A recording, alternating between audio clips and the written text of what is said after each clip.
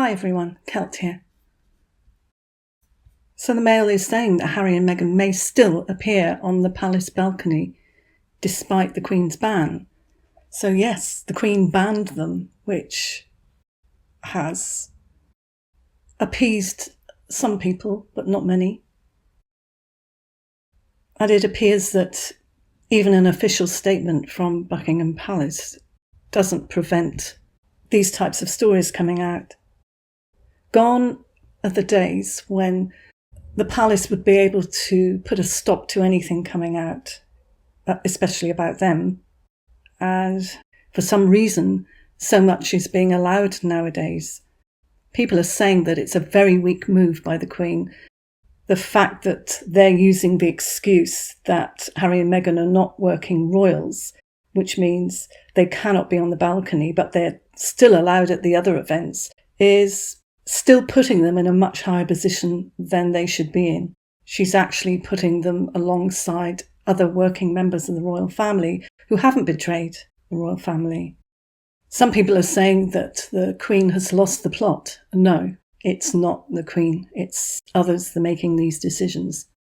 And because they've done this with Harry and Meghan, many other members of the royal family who enjoyed being on the balcony, and especially think about the children, it must have been so exciting for them. And they've been stopped because it's only the working royals who will be on the balcony now because, again, they're appeasing Harry and Meghan.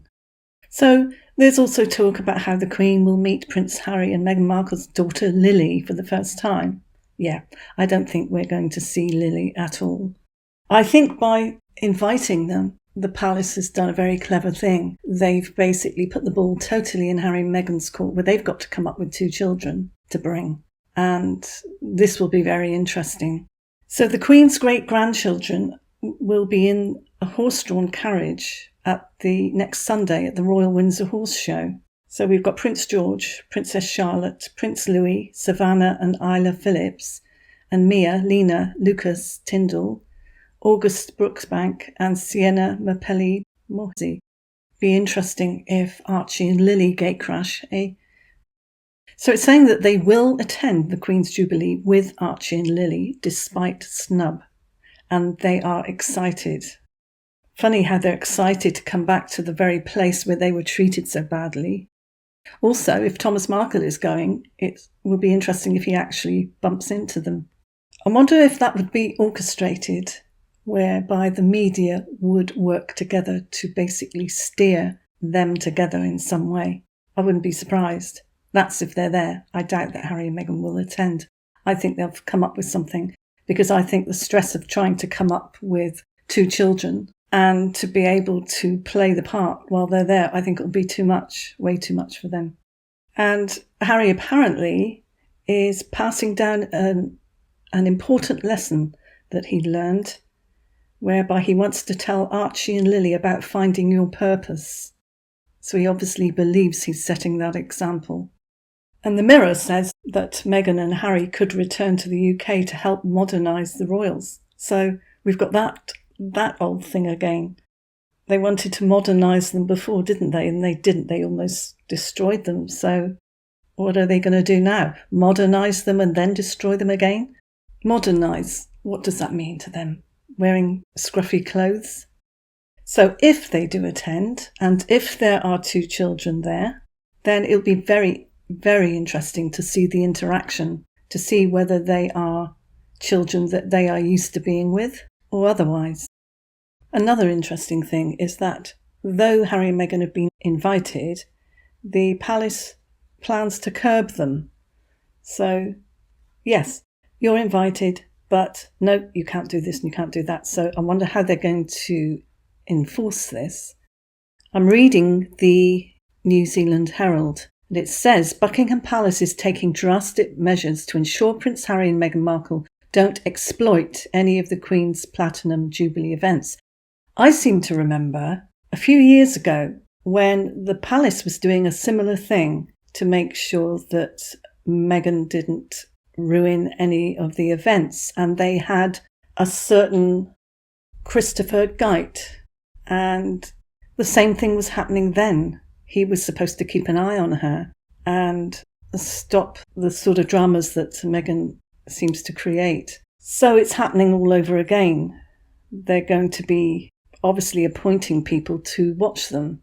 So apparently the palace has a plan to manage the arrival of Harry and Meghan. So they're putting it out that they're delighted that Harry and Meghan are coming. I mean, they have to say that. But then they say that there is a real fear of tension. It seems as though the problem is their concerns are that the Netflix crew, will really create a big distraction at best, and at worst, they could even try to get into Buckingham Palace to film. They're concerned about the problems that they could cause because they will want to be filming Harry, Meghan, and the children. I don't really believe they'll be there. I'll be very surprised. So it's said that a team of palace aides will be on standby to keep a very close eye on the crew and act as minders if need be. So this is all at the UK taxpayers' expense, a whole team of aides to keep an eye on not just Harry and Meghan, and if they have two children, but also their whole Netflix crew. How ridiculous is this becoming? The source also said, and I quote, "Courtiers have made it clear Netflix will not be allowed camera access to Buckingham Palace, Windsor Castle and other royal properties, but crew members would be allowed to shadow the Duke and Duchess in VIP areas at public events." Well, that in itself is going to make them look as if they are so much more important than anyone else, and it will make them stand out. It will totally draw attention to them. Who came up with this idea? It goes on to say that the Queen will have thought very carefully about the lineup and the announcement. So it seems it was Prince Charles that encouraged Harry to actually attend. So they say. There are concerns, though, that there would be another opportunity for Harry and Meghan to appear on the balcony if an impromptu gathering is held after the Jubilee pageant finale on June the 5th. I'm sure they'll find a way to get on there. I'm sure they will. If they're there. I just could imagine what William would do. Probably physically remove them if nobody else does. Surely the fact that they have to take any measures to curb them means that they shouldn't be there. They shouldn't have been invited in the first place. So, the Express is saying that their daughter Lilibet is likely to celebrate her first birthday in the UK. Well, there are no birth records and no baptism, so it's doubtful. The Mirror is saying that it's fears that the crowds would boo Harry and Meghan and Andrew, which led to the balcony ban, probably because they've been booed before and it's pretty likely that they would be booed again. And obviously there will be so many more people. There'll be thousands upon thousands of people there, probably hundreds of thousands. So you would definitely hear the boos. So why all these different and conflicting announcements? First of all, we have the polo, then we have they're not coming, they're not going to be on the balcony, and then we have that they're excited that they're coming. Now the Express is saying that Prince Harry is rethinking break away from royal family as his heart is in the UK. His heart is in the UK. This is the same person that said that he didn't like England. And the Daily Mail, very interestingly, is now saying that Prince Harry is accused of plotting to bring the monarchy down. This is Angela Levin, the biographer, who's saying that he may miss the Queen's Jubilee to play polo in California. I think it would be a much easier way out than trying to find the children to bring and trying to keep his wife under some sort of control, behaving herself. Much easier not to go. So they're saying that Harry is up to his old tricks. This isn't a little kid who's winding up his mother's guests, as he did with Princess Diana, by riding his tricycle down the corridors of the palace and banging into people's legs.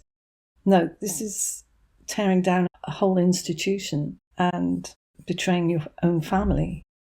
Omid Scobie revealed earlier this week that Prince Harry will be playing the entire polo season in California, leading to speculation that he may miss the Jubilee. He's obviously not going. All this stuff is just to freak the public out. Tom Bauer says, there have always been serious doubts that Harry and Meghan would come to the celebrations. Firstly, because as private citizens they could not be in the spotlight on the balcony. So yeah, they wouldn't, would they? Of course they wouldn't. But they would make darn sure that they are in all the headlines in the run-up, which is what's happening. He says that Prince Charles and Prince William are furious about their lies about them in the Oprah Winfrey interview, that they no longer trust him and Meghan to behave properly. And also because Meghan hasn't got the courage to face Kate after the false allegations in the Oprah interview. Meghan fears the bad headlines if she returns to Britain, but I would have thought she would have feared being locked up for what she's done. But whatever's happening, this always happens with them. It's will they, won't they, will they, won't they, for weeks, and then they either do or they don't. The same with Meghan's birthday. It ended up where, was she going to go to Balmoral? The Queen was going to throw her a birthday party. This was a few years back in the early days. And it ended up where she didn't go, but an amazing cake was made for her. All this rubbish put out by Meghan herself. So Harry, who has appointed himself as the Queen's protector, is going to play polo instead of being there for her Platinum Jubilee. Sounds about right. So the Daily Mail has got this headline: Queen, Charles and Kate and William wish Archie happy birthday. So now it's even more of a circus when the monarchy are wishing a character happy birthday. Someone who is so elusive, and as people are saying, there's no sort of emotion in this, nothing extra. It's almost as if they're saying happy birthday to anybody. So there is talk, and again, it is just talk, that Meghan and Harry are going to use Thomas Markle to stage a big reunion and get together and use him as a way to get back in favour with everybody, basically. I think he's probably wise to that, but I don't know. He's an old man and he's wanted reconciliation for a long time. Do you think this will happen? Do you think that they would stoop so low as to use him for the Platinum Jubilee because they know he's going to be there? As people are saying, they cannot really imagine Meghan coming all the way across the pond to not appear on the balcony. And some fans of Harry and Meghan are saying that it was their decision to decline an appearance on the balcony as they did not want to overshadow the Queen. Unbelievable. It is interesting that the palace used the word banned, that they'd banned Harry and Meghan. If they hadn't used those words, surely they would have spoken out and denied it by now. It's not something they would usually say. And GOTV is saying Prince William nauseated by Prince Harry and Meghan Markle waltzing back. So what we have now is Meghan planning to do another chat with Oprah because she believes that it's the best way to change the narrative and counter all the other negative claims that she's read about herself. And allegedly, she's already been in contact with Oprah's team, and this is apparently going to happen. I personally don't think they'll come to the Jubilee, but anything is possible. They definitely want to keep people on tenterhooks. And if they're planning something with her father, that would be probably one of the lowest things that they would have done. So what do you think? Do you think that they will make moves to reconcile with Thomas? Because it would help publicity, wouldn't it? Maybe increase their popularity with some people. Not most, but with some. Let me have your thoughts, and I'll see you in the next one. Bye. Please subscribe. Ding my bell for more alerts, for more videos. Like if you liked it, and share. Bye.